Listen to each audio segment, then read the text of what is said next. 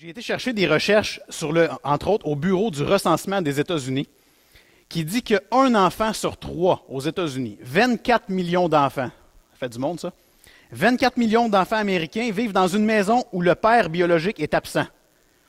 Un sur trois. Et puis là, je me suis dit, aïe, aïe, aïe, si on retranspose cette statistique-là ici à l'Église, ça veut dire qu'environ 30 personnes, un peu plus que 30 personnes parmi nous ici, ont vécu avec un père biologique absent. Je ne savais pas. Sérieusement, on ne s'imagine pas que ça peut être une si grande ampleur. Et puis, on voit également que les faits, les études en sciences sociales, nous prouvent à quel point c'est important un père présent à la maison. Puis, évidemment, ce matin, loin de moi l'idée de culpabiliser qui que ce soit, puis on va le voir un peu plus loin. Mais je pense que c'est important qu'on comprenne l'importance du papa qui soit présent. Et puis dans la Bible, le mot père revient un peu plus de 1100 fois. Ça revient souvent. Comment se fait-il qu'on voit le mot père si souvent dans la Bible, puis qu'on a autant de misère à trouver un papa présent à la maison? Puis il faut quand même se poser la question. Comme je vous ai dit, j'ai mis la main aussi sur des études qui prouvent à quel point les papas sont importants. Et puis, il y avait quelque chose comme 25 faits, là, je vous les épargne, mais j'en ai gardé 10 importants, que vous allez voir à quel point ça peut avoir un changement majeur et positif d'avoir un papa à la maison pour ses enfants. Donc le premier, les relations étroites entre les adolescents et leur père sont positivement associées au bien-être psychologique des adolescents. Les adolescents avec des pères plus impliqués ont tendance à présenter des niveaux inférieurs de problèmes de comportement. Les adolescents qui déclarent avoir des relations plus positives avec leur père sont moins susceptibles de se livrer à la délinquance. Les adolescents qui déclarent avoir des relations plus positives avec leur père sont moins susceptibles d'abuser de substances. Les individus dont les pères ont montré une plus grande implication dans leur vie dès le début ont tendance à atteindre des niveaux académiques plus élevés. Grandir sans père semble être associé à une plus grande probabilité d'incarcération plus tard dans la vie. Les enfants dans les maisons dont le père est absent sont presque 4 fois plus susceptibles d'être pauvres. Parmi les adolescentes, ceux qui ont une relation forte avec leur père sont moins susceptibles de déclarer souffrir de dépression. Les adolescentes qui ont une relation étroite avec leur père sont plus susceptibles de retarder l'activité sexuelle. Et le numéro 10, les adolescents qui déclarent une relation étroite avec leur père sont plus susceptibles d'anticiper un mariage stable dans l'avenir. Donc, vous voyez, j'ai sorti les 10 plus importants à mes yeux qu'on voit là. Et on voit qu'un père peut avoir un impact dans la vie des enfants. Mais là, il faut faire attention, il faut mettre quelque chose au clair tout de suite. Ce qu'on vient de voir, ce sont des statistiques. Et Dieu est beaucoup plus fort que les statistiques. Il ne faut pas penser, aïe, aïe, j'ai pas été assez présent pour mes enfants, c'est sûr qu'ils vont virer de même. Ben non. Dieu, il donne sa grâce à qui il veut.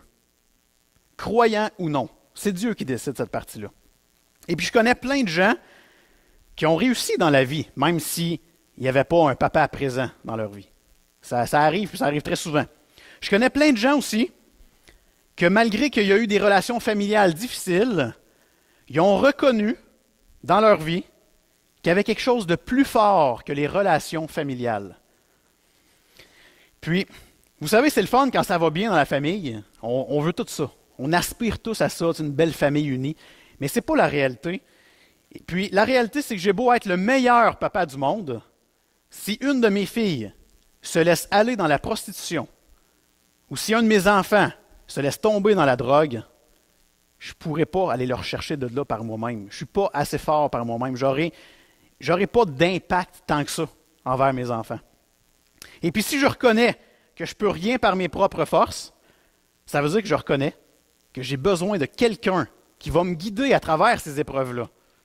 Et ce quelqu'un-là, c'est Jésus. Et puis ça, c'est bien important à comprendre ça ici. Si je mets ma confiance en Jésus, que je lui donne ma vie, que je me laisse guider par son amour inconditionnel, peu importe mes luttes que je vis, mes épreuves que je vis, j'y laisse le contrôle de ma vie, bien, c'est le seul moyen viable d'avoir une relation parfaite et joyeuse avec Dieu. Il faut que je remette complètement le contrôle de ma vie à Jésus. Peu importe si je suis un bon papa, un mauvais papa, peu importe si j'ai eu un bon papa ou si j'ai eu un mauvais papa, je dois faire confiance à Dieu uniquement dans tout ça. Quand on demande à Jésus d'un cœur sincère de nous pardonner pour nos mauvaises folies, lorsqu'on lui demande de prendre notre vie et d'en faire ce qu'il veut, bien, notre vie ancienne n'existe plus. Hein, la Bible, qui est la parole de Dieu, nous dit que Dieu devient notre Père parce qu'il nous voit à travers Jésus-Christ. Quand Dieu nous regarde en ce moment, si on a mis notre confiance en Jésus, il voit Jésus. Puis Jésus, il est parfait. Donc Dieu nous voit parfait. C'est vraiment cette réalité-là, cette vérité-là qu'on retrouve dans la Bible. À chaque fois que je m'arrête pour y penser, j'en reviens pas. Parce que je ne suis pas parfait quand je m'arrête à moi-même. Mais parce que j'ai Jésus dans ma vie, Dieu me voit parfait. Ça, c'est merveilleux. Il ne voit pas le papa qui aurait dû être plus présent avec ses enfants. Il ne voit pas l'enfant qui aurait dû avoir un père plus présent. Il voit Jésus, le parfait, qui habite en nous. Retenez bien ça. Tout au long de ce qu'on va voir ce matin, c'est vraiment l'essence, la priorité qu'on doit retenir, c'est que Dieu nous voit parfait en Jésus-Christ. Et que vous aviez, peut-être que vous avez vécu dans votre vie avec des remords, avec de la culpabilité, avec de la honte ou avec du rejet, c'est fini ce temps-là. Si vous avez mis votre confiance en Jésus, ça a été remplacé par la grâce de Dieu. Vous n'avez plus à vivre avec ce fardeau-là. Puis, le monde est rempli de péchés. Le péché, là, au monde, là, dans le monde dans lequel on vit, il est roi et maître. On a cette impression-là. Puis ça serait normal qu'on ait des remords, puis qu'on ait une espèce de sac à dos plein de cochonneries, puis qu'il soit lourd à porter. Mais Jésus, il nous dit, laisse faire ça. J'ai tout pris sur mes épaules.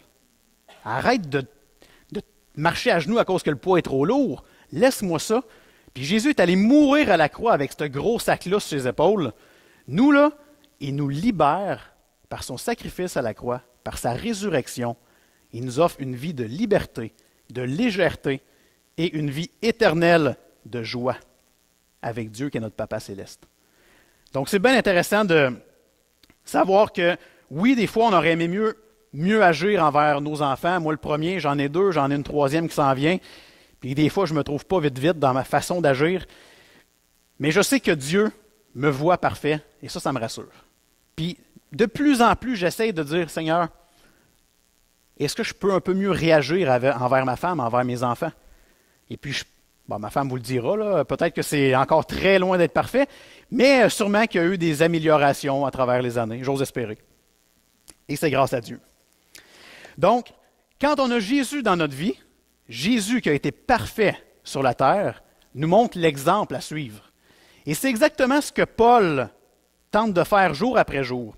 Et puis ce matin, on va regarder une minuscule partie des écrits de Paul, mais qui en dit très long sur la conduite que nous devrions avoir devant Dieu.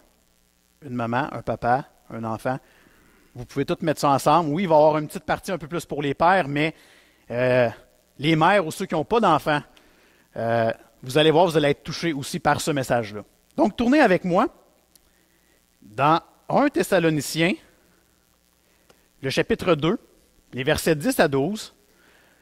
Pour ceux qui nous visitent ou qui n'ont pas leur Bible en ce moment, vous pouvez suivre avec moi à l'écran. Donc, 1 Thessaloniciens, chapitre 2, les versets 10 à 12.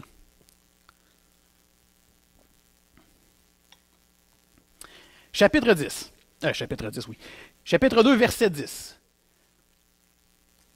Vous êtes témoins, et Dieu l'est aussi, que nous avons eu envers vous qui croyez une conduite sainte, juste et irréprochable. Vous savez aussi que nous avons été pour chacun de vous ce qu'un père est pour ses enfants, vous exhortant, vous consolant, vous conjurant de marcher d'une manière digne de Dieu, qui vous appelle à son royaume et à sa gloire. On va prier pour que le Seigneur puisse nous éclairer sur cette belle lettre et ces beaux versets qu'on lit ce matin. Oui, Père Céleste, on est ici réunis ce matin pour ta gloire. Merci Seigneur de nous avoir permis de te louer ce matin avec des si beaux chants. Seigneur, rappelle-nous ce matin, en cette belle fête des Pères, que ce n'est pas tout le monde qui voit cette fête-là comme une belle fête des Pères. Peut-être qu'on a été mauvais envers nos enfants. Peut-être qu'on aurait pu avoir un meilleur père. Peut-être qu'on n'a pas d'enfants ce matin, puis ça ne tente vraiment pas de parler de la fête des Pères. Peu importe, Seigneur Dieu, que ce message ce matin puisse toucher nos cœurs. Que ton esprit en nous nous révèle ce qu'on a à apprendre ce matin et qu'on puisse ressortir d'ici grandi spirituellement. Merci Seigneur Dieu de nous voir parfaits par ton Fils Jésus-Christ. Amen. Donc, voici de quelle manière on va aborder le texte ce matin. Premièrement, on va contextualiser la lettre parce que peut-être, je ne sais pas si vous êtes comme moi, mais ça fait un petit bout qu'on n'est pas allé jouer là, dans 1 Thessaloniciens. Donc, on va se retremper là, dans le contexte historique. Pourquoi que Paul a écrit cette lettre-là? On va commencer avec ça. Par la suite, au verset 10, on va voir ensemble qu'est-ce qu'une conduite sainte, juste et irréprochable. Est-ce que c'est possible, en tant qu'humain, d'arriver à avoir une conduite comme celle-là? On va voir ça. Le verset 11, qu'est-ce qu'un père doit être pour ses enfants au premier siècle après Jésus-Christ? Et curieusement, le texte qu'on a ce matin n'explique pas vraiment comment on doit être comme père. Mais Paul, il nous dit que lui a été un père pour les croyants de Thessalonique. Et puis c'est là-dessus qu'on va jouer ce matin. Le verset 12, comment exhorter, consoler et conjurer. Quand j'ai vu le mot conjurer, je ne savais même pas ce que ça voulait dire vraiment. Donc là, je le sais, je vais pouvoir vous l'expliquer. Et finalement, comment appliquer ce passage à ma vie cette semaine? Alors tout d'abord, pour contextualiser un petit peu la lettre aux Thessaloniciens, Paul a fait un premier voyage, on voit ça dans le livre des Actes. Il a fait un deuxième voyage qui nous intéresse ici présentement. C'est pas super, on ne voit pas super bien, mais quand même, vous allez comprendre l'essentiel. Paul, dans son voyage, on voit ça dans le livre des Actes au chapitre 17, il est rendu à son deuxième voyage. Et on voit que lui et Silas se rendent à Thessalonique. Donc, juste pour vous situer, on a l'Italie ici, on a Jérusalem ici, et puis Thessalonique, là, c'est juste ici, là. Thessalonica qui est marqué là. Donc, ils se rendent là-bas. Thessalonique, c'est une ville hyper importante, environ 250 000 habitants à ce moment-là, au premier siècle. Et puis, c'est une ville qui est sur le bord de la mer, donc un port principal pour recevoir la marchandise et pour amener ça partout ailleurs dans la Macédoine, l'espèce de la Grèce au nord, si on veut, ça s'appelait la Macédoine. Donc, une ville très importante. Paul débarque là avec Silas et, fidèle à leur tradition, à leur coutume, il s'arrête dans une synagogue de Juifs pour prêcher le Christ. Et puis, il rentre là et il explique tout ce qu'ils savent à propos de Jésus. Et à la fin, ils disent, écoutez, ce Jésus là, que je vous partage aujourd'hui, là, c'est lui le Messie tant attendu. C'est lui que vous attendiez depuis si longtemps, c'est Jésus-Christ. Et là, à ce moment-là, il y en a une partie qui ont fait « Hey, wow, oui, je veux y croire. » Puis il y a des gens qui sont vraiment, ils ont dit « Oui, moi je veux enlever mes pensées là, juives, où est-ce qu'il y avait la loi puis des obligations. Je veux remettre ma vie dans les mains du Seigneur Jésus qui me donne sa grâce, qui me donne la liberté et qui me donne la vie éternelle. » Mais il y a une autre partie des gens, souvent ceux qui parlent plus fort, ils n'ont pas aimé ça. Et puis, ce qui devait arriver arriva. Après un message aussi dur pour des Juifs qui ne veulent pas croire que Jésus était le Messie parce qu'ils l'ont crucifié, Jésus. Donc, ils se sentent un peu mal à travers ça. Ça donne que durant la soirée, durant la journée, les émeutes, les manifestations, les conflits, et là, ça commence dans la rue, cette affaire-là. Et là, c'est assez dangereux pour Paul et Silas qu'ils s'en vont se cacher chez quelqu'un et dans la nuit, ils sacrent leur camp de Thessalonique. Trop dangereux. Puis ils sont partis par là. Ils sont partis vers Bérée. Donc, ils ont descendu, Thessalonique est en haut, ils ont descendu vers le sud à Bérée. Rendus là, ensuite, ils descendent à Athènes. Juste ici, Athènes, et juste à côté de Corinthe. Donc, ils descendent à Athènes, et rendus à Athènes, ils entendent que les Thessaloniciens se font persécuter. Donc là, Paul est vraiment triste, là. Il fait comme, aïe, je suis allé prêcher le Christ là-bas, puis ça finit que les gens qui croient en Jésus se font persécuter. Donc, il veut retourner à Thessalonique. Mais il dit dans 1 Timothée qu'il aurait aimé aller à Thessalonique, mais Satan l'a empêché. C'est comme ça qu'il dit dans la lettre à Timothée. Et finalement, il décide d'envoyer Timothée lui-même. Il dit, va voir, va me faire un résumé de ce qui se passe là-bas, ça m'inquiète pour nos frères et sœurs. Timothée s'en va à Thessalonique, puis il ramène un rapport, somme toute, très encourageant à Paul. Ensuite, Paul traverse à Corinthe, et de là, il écrit une lettre d'amour, d'encouragement, qui est caractérisée par la simplicité, la légèreté. Il écrit cette lettre-là aux Thessaloniciens. Et puis j'ai eu l'occasion, c'est pas une grande lettre, si vous avez l'occasion de le lire, c'est 5 chapitres. Et puis on voit l'amour de Paul envers ses frères et ses sœurs de Thessalonique. Donc le premier chapitre, là, c'est très clair, on voit juste au début, Paul qui dit « Nous rendons continuellement grâce à Dieu pour vous tous, faisant mention de vous dans nos prières, nous rappelant sans cesse l'œuvre de votre foi, le travail de votre amour et la fermeté de votre espérance en notre Seigneur Jésus-Christ devant Dieu, notre Père. » Paul est incroyablement satisfait de voir les Thessaloniciens agir par la foi malgré la persécution. Par contre, rendu au chapitre 2, chapitre qui nous intéresse ce matin, Paul il sent le besoin de réaffirmer son leadership en Jésus-Christ. Et puis vous le savez, là, Paul le vit, mais nous aussi on peut le vivre. Il y a toujours des faux docteurs qui viennent déranger les enseignements de Paul. On va le voir dans Galates, entre autres. On le voit un peu partout dans ses écrits. Il y a des gens qui essaient de rentrer un autre évangile que celui de Jésus-Christ. Et c'est là que Paul a dit non, ne croyez pas à ça. Puis je vais vous expliquer, le Seigneur est venu me parler. Il m'a changé, j'étais un persécuteur de chrétiens, je suis devenu un enfant de Dieu malgré ça. Et puis il continue comme ça. Et on arrive à nos versets à nous ce matin, où est-ce qu'on voit que Paul a agi d'une manière intègre. Il a agi comme un père voulant nous exhorter, nous consoler, et puis nous rappeler que Dieu nous offre la vie éternelle. Donc, on va prendre le temps d'analyser ça ce matin, nos 3 versets. On va commencer avec le verset 10. Qu'est-ce qu'une conduite sainte, juste et irréprochable? Ça veut dire quoi avoir une conduite sainte? Je ne veux pas nécessairement de réponse parce que ça pourrait dégénérer. On ne sait pas trop qu'est-ce que ça veut dire, une conduite sainte. On pense à Dieu, qui est saint. Mais rien de mieux qu'un autre texte de la Bible pour comprendre déjà un texte qu'on est en train de suivre. Et c'est pour ça que je vous ai sorti 1 Pierre 1, les versets 13 à 16. Vous les avez à l'écran, les versets. Pierre qui dit, c'est pourquoi tenez votre intelligence en éveil, soyez sobre et mettez toute votre espérance dans la grâce qui vous sera apportée lorsque Jésus-Christ apparaîtra. En enfant obéissant, ne vous conformez pas aux désirs que vous aviez autrefois quand vous étiez dans l'ignorance.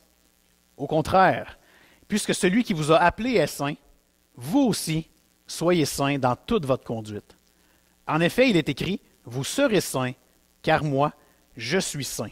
Ça, c'est une parole de Dieu dans le Lévitique. Alors, être saint, c'est être comme Dieu. Et là, ça devient compliqué parce que Dieu est parfait et pas nous. Mais il faut quand même aspirer vers la sainteté. Comme chrétien, on a le pouvoir de vivre une vie sainte uniquement grâce au Saint-Esprit qui habite en nous.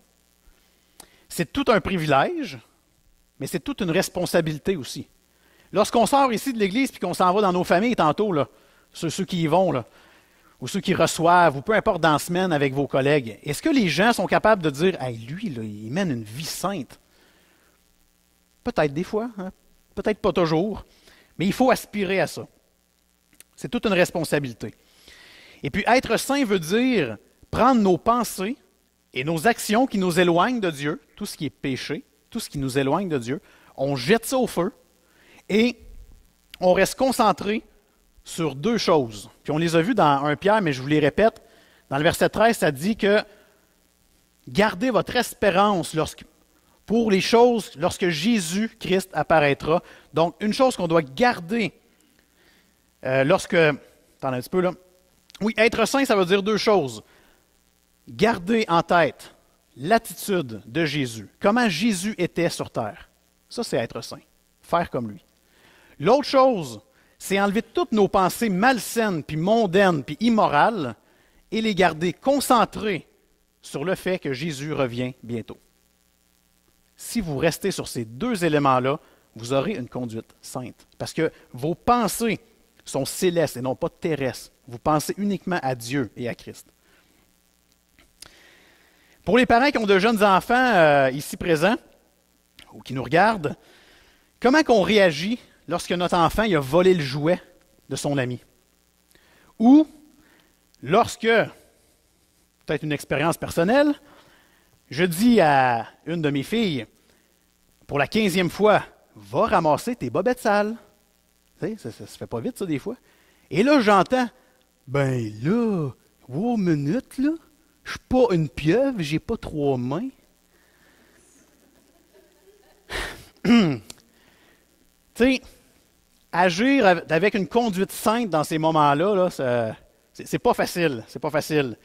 Donc, un comportement malsain, ça serait, malheureusement, comme un peu ce que j'ai fait, mais j'exagère ici, avoir les yeux rouges, là, puis faire que c'est ça, cette réponse-là. Puis là, tu sais, la bave qui coule ici un petit peu. Puis là, tu vas aller dans ta chambre, puis tu vas avoir une conséquence. Puis là, tu sais, les gestes qui se font aller de même. Ça serait une conduite malsaine. Pourquoi que c'est malsain? Parce que Jésus n'aurait jamais fait ça. Une conduite sainte, avec la même réplique, qui est très poche pour un papa, une conduite sainte, ça serait, écoute, ce que tu fais, juste pour ne pas vous induire en erreur, ah oui, parce que je ne suis pas resté calme, mais j'ai marqué, il faut rester calme. Donc, on reste calme et on dit à notre enfant, ce que tu fais là, tu es en train de désobéir à papa. Et parce que tu désobéis à papa, tu fais du mal à Dieu. Là, c'est facile d'une même à froid comme ça, là, mais dans le feu de l'action, il faut réussir à avoir ça. Et puis par la suite, là, on peut lui dire, écoute, tu vas avoir une conséquence pour ce que tu as fait. Puis là, dépendamment des enfants, dépendamment de votre culture familiale, la conséquence ne sera pas la même, mais rendu là, c'est moins important. Mais notre attitude en tant que papa ou maman, dans les circonstances, c'est de rester calme. Puis d'agir comme Jésus le ferait, avec du calme, avec autorité, avec discipline, puis avec amour. Ça, c'est une conduite sainte. Si après ça, peu importe la réaction de votre enfant, que l'enfant a bien réagi ou mal réagi, vous restez intransigeant, puis vous êtes toujours en train d'y remettre sur le dos sa mauvaise foi, là, que quand elle n'a pas écouté papa, mais ça, c'est une conduite malsaine. Parce qu'une conduite sainte, ce serait comme Dieu notre Père qui, lui, nous a pardonné avant même qu'on commette un seul péché. Ça, c'est une conduite sainte. Ça ne veut pas dire que quand ton enfant pêche, je dis tout de suite, chérie, tu es déjà pardonné, tout est beau, puis passez à autre chose. Je vous le dis, si vous faites ça de cette manière-là, l'enfant risque de mal virer à la longue. Il faut vraiment avoir un comportement biblique qui demande à l'occasion de l'autorité, qui demande qu'on ordonne à nos enfants, en bas âge, c'est possible de le faire, mais qu'on leur ordonne d'écouter papa, puis qu'on leur rappelle que Dieu est plus fort que tout ça, puis qu'il voit dans nos cœurs, il voit comment on agit. Leur rappeler aussi de demander pardon. Oui à papa, mais à Jésus aussi. Parce que quand il fait mal à papa, il fait mal à Jésus. Donc, toutes ces des petites choses comme ça, là, je ne suis pas ici pour faire un cours de comment être un bon papa, là, je serais la mauvaise personne pour ça, mais en général, c'est l'attitude sainte qu'on devrait avoir, imiter Jésus, puis imiter Dieu, qui nous a pardonné tout. Ce que j'ai fait hier, ce que je fais aujourd'hui, ce que malheureusement je vais faire demain, qui ne sera pas correct, Dieu nous a pardonné. Donc, il faut avoir cette attitude-là. Donc, pour ce qui est d'une conduite juste et irréprochable, ça va un peu dans le même sens. Être juste devant Dieu, c'est être conforme à ce que Dieu a établi pour l'humain. Puis ce qu'il a établi, ça passe juste par l'œuvre de Jésus-Christ à la croix. C'est tout simplement ça. C'est d'être juste puis être irréprochable. C'est de regarder à Jésus puis faire « Seigneur, malheureusement, j'ai l'impression que je ne serai pas capable de bien agir dans cette circonstance-là, mais parce que tu es là, je sais que tu vas me guider. Amen. » C'est une partie, ça. C'est de toujours porter les regards puis le cœur vers Jésus. Puis on a un exemple que Paul donne dans cette même lettre-là. Puis ça, hey, j'avais jamais vu ça de cette manière-là, mais Paul donne des principes fondamentaux pour avoir une vie sainte, juste et irréprochable. Puis regardez, je les ai mis ici à la fin de sa lettre, 1 Thessaloniciens 5, les versets 16 à 22. Il donne plein de petits principes qui nous aident énormément. Verset 16, « Soyez toujours joyeux. » C'est sûr que ce n'est pas facile, mais c'est ce qu'on devrait aspirer. « Priez sans cesse. Rendez grâce en toutes choses, car c'est à votre égard la volonté de Dieu en Jésus-Christ. N'éteignez pas l'esprit. Ne méprisez pas les prophéties. » Et on sait que la Bible est remplie de prophéties qui viennent de Dieu. « Mais examinez toutes choses, retenez ce qui est bon, et abstenez-vous de toute espèce de mal. » Si vous avez un téléphone en ce moment, là, vous pouvez poser ça, ou vous pouvez m'envoyer un courriel, je vais vous l'envoyer, ou retenez tout simplement 1 Thessaloniciens 5, les versets 16 à 22. C'est la manière de pouvoir agir d'une manière juste, une conduite sainte, puis d'être irréprochable.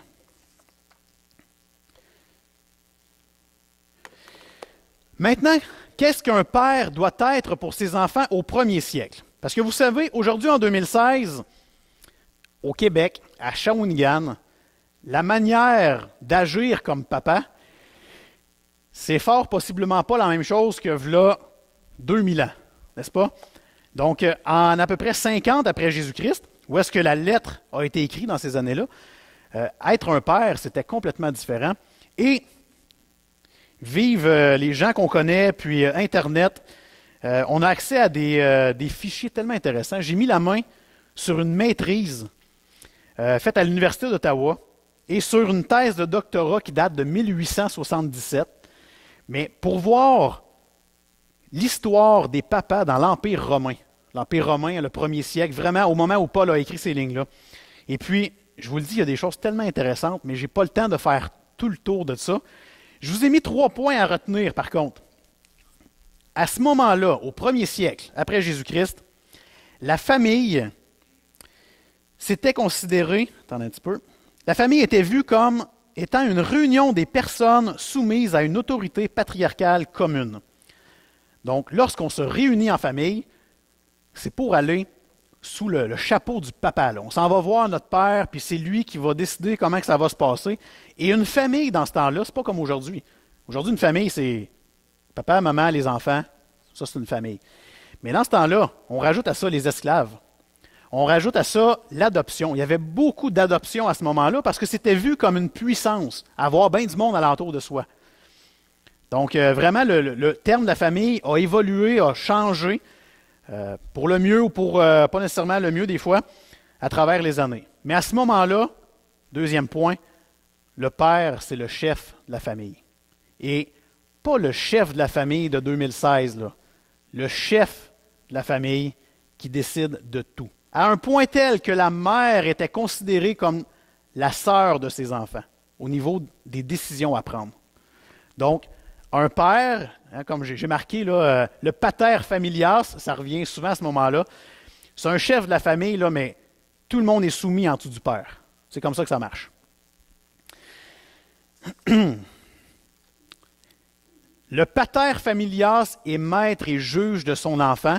Il peut décider de lui priver de certains biens, de le déshériter, de l'obliger à se marier et même de l'exécuter par un jugement. Donc, ça marchait par là. En tout cas, ça ne marche plus de même aujourd'hui à Shawinigan, heureusement, par contre. À ce moment-là, il y avait aussi beaucoup de divorces. Jésus en parle, Moïse en parle, ça c'est un peu pas mal avant, mais Jésus en parle, Paul en parle, beaucoup de divorces à ce moment-là. Par contre, le père devait subvenir aux besoins alimentaires de ses enfants. C'était sa job à lui. Fait que peu importe, il est rendu à combien de divorces dans sa vie, peu importe, il est rendu à combien de dizaines d'enfants, il faut qu'il subvienne aux besoins alimentaires. C'est une règle de l'Empire romain, une loi romaine.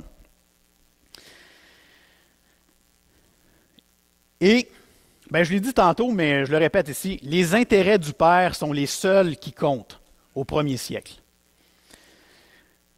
Trouvez-vous que c'est spécial? Parce que Paul, là, ce qu'il dit dans le verset 11, là, qui dit que j'ai été un père pour vous, vous consolant. Je l'ai marqué ici, OK. Vous savez aussi que nous avons été pour chacun de vous ce qu'un père est pour ses enfants. Ça vous sonne-tu une cloche? Là? On lit ça puis on fait « Aïe, s'il a été un père pour ses enfants, Il devait être raide avec eux autres, pas à peu près. Là. Seuls ses intérêts comptaient. Seul, il peut décider de tout. Finalement, tout le monde est soumis en dessous de lui. Puis non, Paul, il continue en disant, vous exhortant, vous consolant et vous conjurant. C'est tous des mots doux. Il y a vraiment un genre de clash, il y a de quoi qui ne marche pas. Savez-vous pourquoi que ça ne fonctionne pas, cette affaire-là?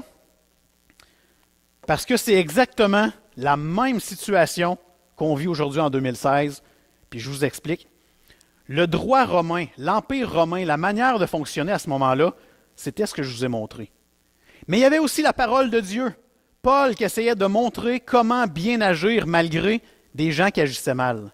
Parce que ce n'était pas tous les pères là, qui marchaient de manière chef de la famille, puis je peux tuer mon enfant s'il ne fait pas affaire, s'il ne fait pas la job.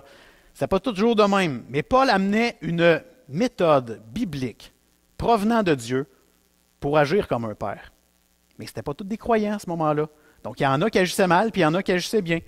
Et en 2016, aujourd'hui, c'est la même chose. Pour un père, pour une mère, on essaye de bien agir avec nos enfants. Comme croyants ici présents, on se fie à la Bible, à la parole de Dieu pour bien agir. Mais quand on va dans le monde normal, là, les gens qui ne viennent pas ici, qui ne sont pas croyants, bien, ils agissent comme ils pensent, puis ça fait des choses un peu spéciales des fois.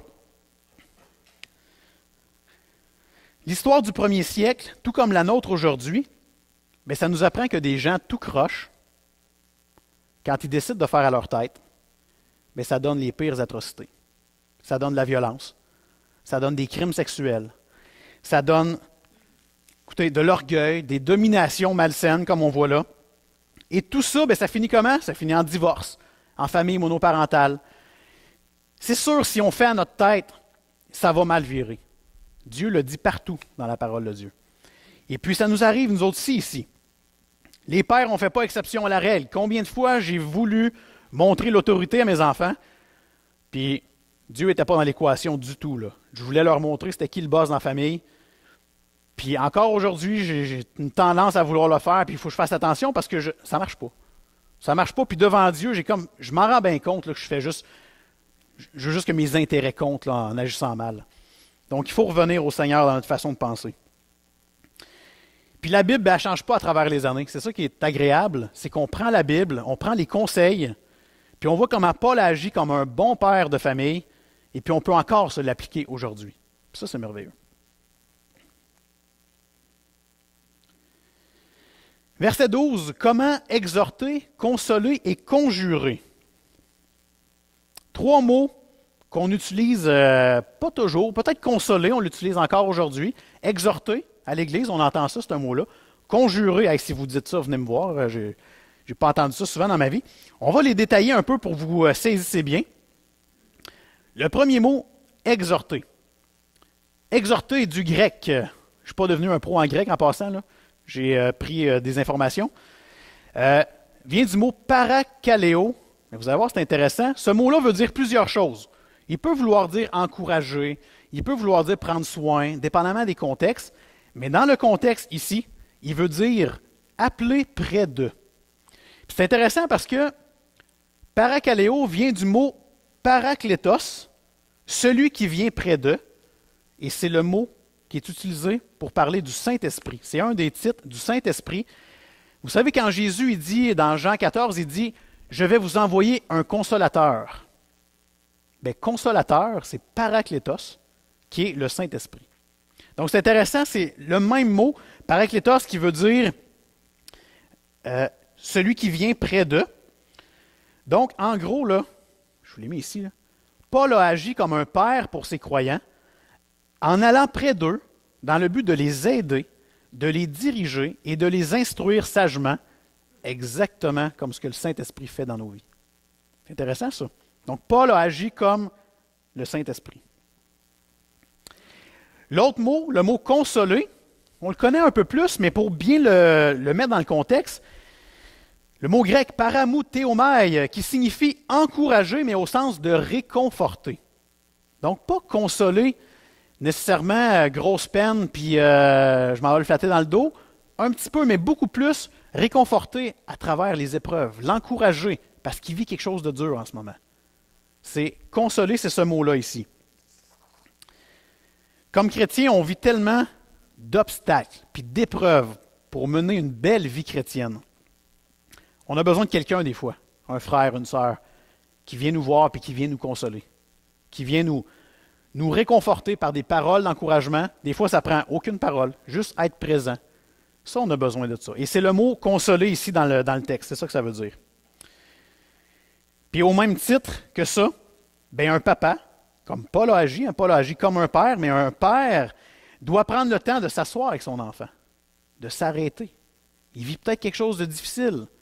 Peut-être pas toujours laisser ça à maman, parce que c'est sûr que c'est plus facile. Maman va voir tes enfants, ils pleurent présentement. Mais un père, des fois, ça fait du bien d'être à côté, puis juste les écouter, juste leur demander comment on peut les aider.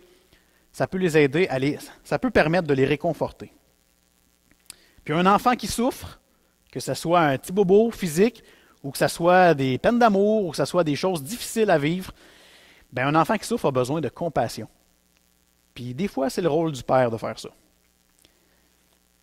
Et finalement, le mot que j'utilise jamais, le mot conjurer, bien, je suis allé voir un peu dans d'autres versions françaises de la Bible. Puis dans la version second 21, eux autres utilisent le mot supplier. Donc, supplier, ça, on utilise ça à l'occasion.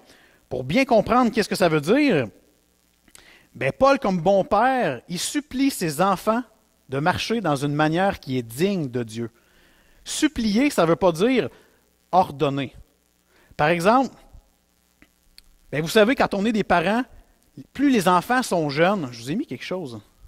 Ah, c'est ça. Plus les enfants sont jeunes, par exemple à l'âge de 0, puis en s'en allant vers 18, bien, on peut avoir beaucoup d'autorité, puis ça va fonctionner avec des enfants. Mais plus on va avancer, plus les enfants vont avancer vers l'âge adulte, notre autorité n'aura plus ou pratiquement plus d'impact. Par contre, plus il avance vers l'âge adulte, notre influence, notre manière d'être comme parent, bien ça a un impact. Et on arrive à 18 ans, et là c'est marqué 18 ans, mais encore aujourd'hui à 33 ans, l'influence de mes parents est hyper importante. Mais, par exemple, si vous avez un enfant de 20 ans chez vous, bien, il n'est pas chez vous, il est rendu dans un appartement, puis vous le voyez fatigué, puis là vous lui dites, écoute bien là, je t'ordonne de te coucher à 21 heures, à soir, tu es fatigué. Tu sais, il a 20 ans, là, puis dans son appartement, il va dire oui, oui, maman, oui, oui, papa, puis il va raccrocher, puis il le fera pas, là. En tout cas, à moins que vous ayez des enfants hyper modèles. Mais normalement, ça n'a pas d'impact dit comme ça. Par contre, si vous êtes les parents, vous savez que votre enfant est fatigué ces temps-ci, puis vous lui dites, écoute, là, je vois que tu es fatigué ces temps-ci, tu as des gros examens toute la semaine, je t'en supplie, couche-toi à une heure raisonnable ce soir pour essayer de reprendre le dessus. Ah, là, ça a beaucoup plus d'impact. Parce que vous ne l'avez pas forcé, il ne veut plus rien savoir à 20 ans de toute façon. Je vois les faces de ceux qui ont à peu près cet âge-là, puis ils rient. Mais vous ne l'avez pas forcé, vous l'avez supplié.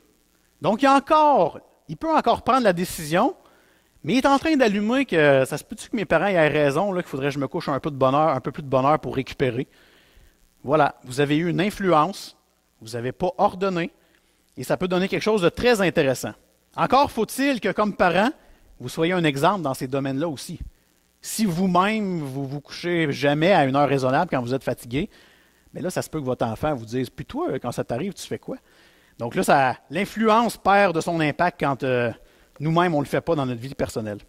Puis vous voyez, l'équation de McDowell, intéressant aussi, lorsqu'on met des règles, mais qu'il n'y a pas de relation avec nos enfants, ça donne une rébellion. Et on peut le voir partout dans nos familles du Québec.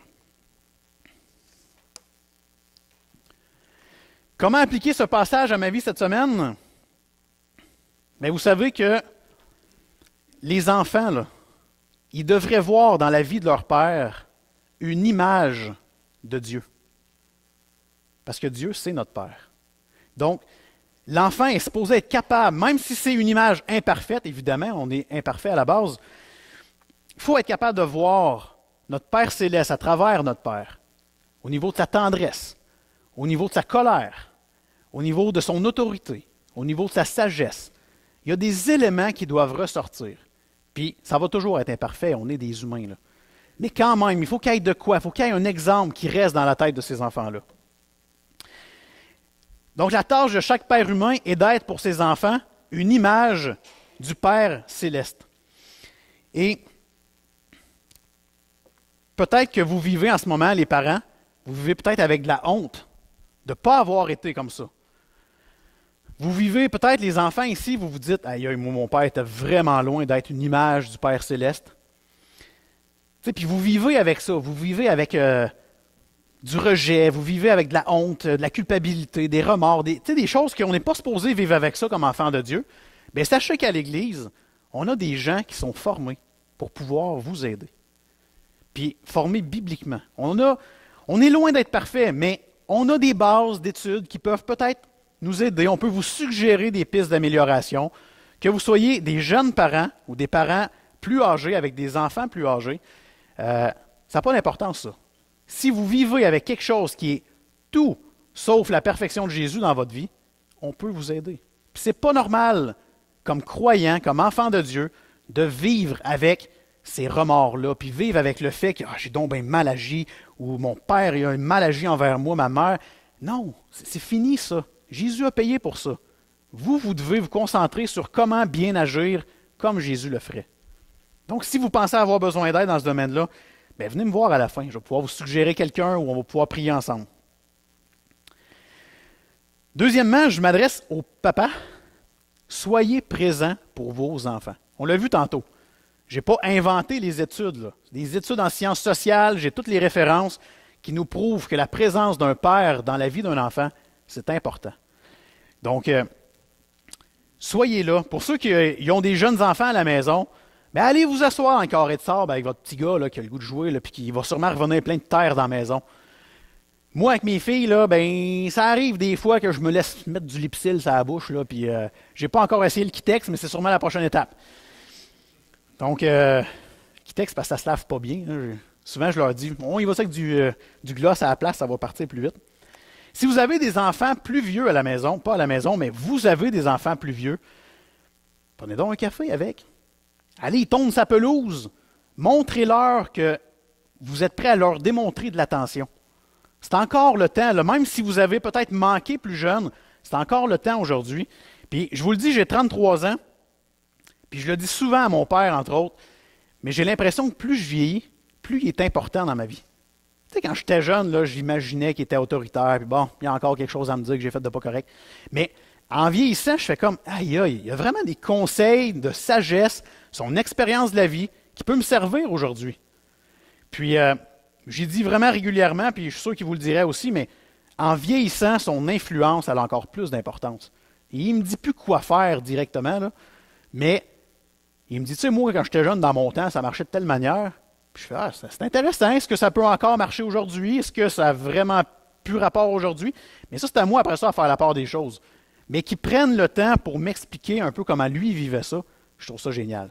Donc, faites la même chose, ça peut être vraiment intéressant pour vos enfants.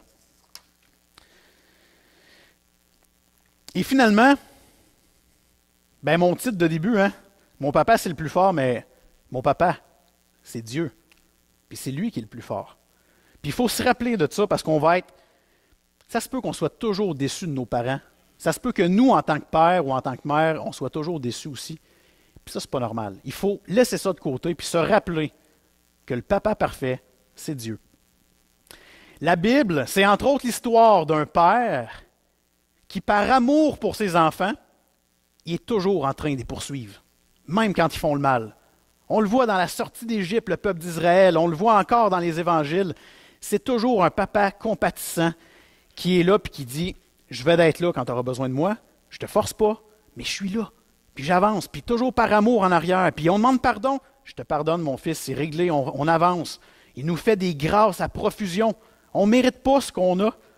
Hier encore, on avait un beau party à la maison, puis il y a plein de gens qui nous disaient « Hey, vous êtes une belle famille. » On fêtait le 35e d'ailleurs à Denis et Céline. Et puis, les gens nous disaient hey, « Vous avez une belle famille unie. » Puis tout. Puis on essayait vraiment de leur dire « Écoutez, c'est la grâce de Dieu. Là. J'ai rien de plus que quelqu'un d'autre, moi, là. Puis, faut se rappeler ça. On a un père qui prend soin de ses enfants, qui les console après une tristesse, qui les réconforte dans l'épreuve, qui les aime tellement qu'il est prêt à tout leur pardonner une fois pour toutes. Donc, peu importe le père que vous êtes, le père que vous avez été, peu importe le père que vous avez eu ou que vous avez en ce moment, rappelez-vous toujours que notre Papa parfait, celui qui prend soin de nous, qui connaît nos besoins et qui sait exactement comment les combler, ben c'est Dieu. Donc, on va prier pour terminer ça. Oui, Seigneur, ça m'arrive dans mes prières de t'appeler Papa, parce que je trouve que ça fait plus proche de toi. Puis je me rends compte, Seigneur Dieu, que tu es un vrai Père pour nous. Tu prends soin de nous. Puis des fois même, tu agis avec autorité envers nous. Tu nous disciplines. Puis ça fait mal sur le coup. Mais par la suite, ça fait toujours du bien. Parce que tu l'as fait pour notre bien à nous. Tu l'as fait pour qu'on puisse te ressembler toujours plus. Merci Seigneur Dieu de nous voir comme ton Fils Jésus. C'est tellement rassurant, tellement sécurisant de savoir que peu importe mes fautes, tu es là, tu prends soin de moi, puis tu me pardonnes. Je te prie Seigneur Dieu que cette fête des Pères en soit une spéciale aujourd'hui, qu'on puisse se rappeler que c'est pas toujours facile être un papa. C'est pas toujours facile d'avoir un papa qu'on a eu plus de misère dans les années avec lui. Mais qu'on puisse malgré tout, Seigneur Dieu, montrer l'amour de Jésus à nos parents, à nos enfants aujourd'hui. Merci pour ta présence dans nos vies, Seigneur, puis change nos cœurs à tous les jours. Amen.